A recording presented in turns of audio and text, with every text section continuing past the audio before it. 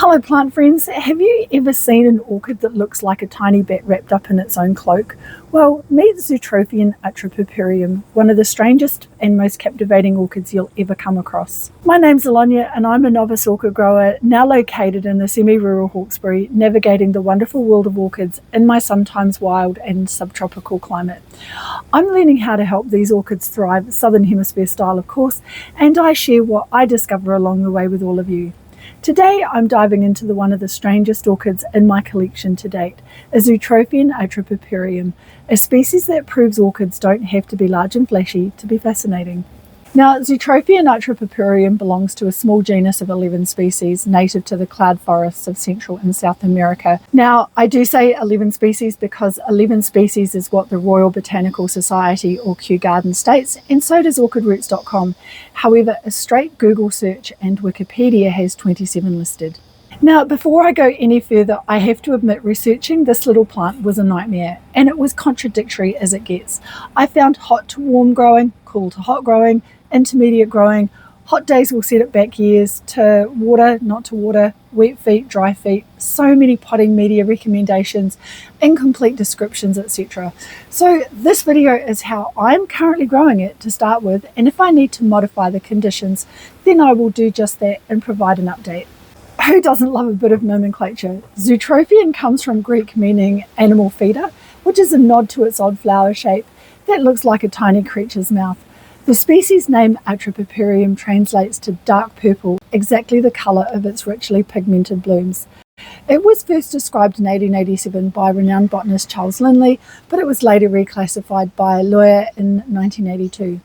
Despite its early identification, it's still relatively rare in cultivation today. Since Charles Linley first described it, there have been a few synonyms for this plant, and I will list them all in the description box below because no one needs to hear me butchering the plethora of past names, although my favourite of them is Speculaenia atropurpureus. Just a quick pause, if you are finding this video helpful, please do give it a thumbs up. It really helps my little orchid channel grow. And let me know in the comments if you've ever seen a Zootrophion in person. Okay, potting media and the pot choice. Well, I'm growing this in a small slotted plastic pot with a mix of fine bark, sphagnum and perlite. This orchid likes to stay evenly moist but never soggy and never dry. I water mine here about 3 times a week in summer and reduce it to once or twice a week in winter. Mist the area around it if the humidity drops below 70%. And these really rather do enjoy air movement. Mounted plants also do well if you can maintain humidity.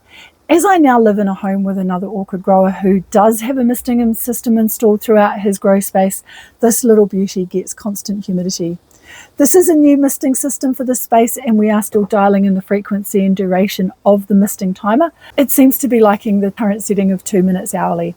This might be still a bit too much moisture, so I will continue to monitor it for a few weeks and see if the position needs to be reconsidered or not. A week fertilizer weekly or quarter strength works fantastic for this, and I do flush it with fresh water every few weeks to prevent any salt buildup.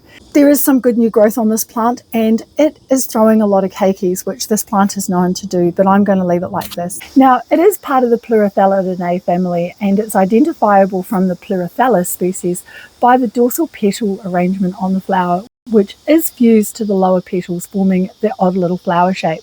This plant flowers in summer through winter, and I also found a reference to a yellow version, but the photograph was not high quality, and it might even simply be an albiform. It does prefer low to medium light, around the same level as a Phalaenopsis or a shady Sarcochilus. Direct sun will scorch its delicate leaves, so dappled shade or filtered morning light is perfect.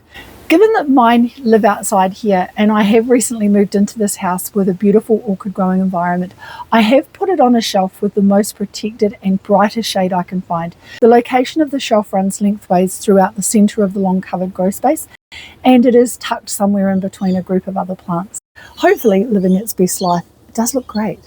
The other thing not related to light, but more the position I chose, is the air movement. Now, as mentioned, these do like a bit of air movement, so if you have the facility to do so, a fan or a lightly breezy spot. I have installed a solar fan with extra air movement, and that keeps also some of the bugs at bay. So if you do get yourself one of these, do keep your plant in a moist, humid and shaded spot. Use fine airy media, feed lightly and protect it from harsh sunlight. In return, it will reward you with some hauntingly beautiful flowers that look like something straight out of a fantasy novel. If you enjoyed this deep dive into this plant, do check out my other videos on cool growing orchids. And don't forget to subscribe with the notification bell turned on so that you won't miss out on any future orchid adventures I'm having here. So thank you for watching. Thank you for spending this time with me. Grow well, enjoy your orchids, and remember, they're always going to surprise you, and it's usually when you're not looking. See you all next time. Bye for now.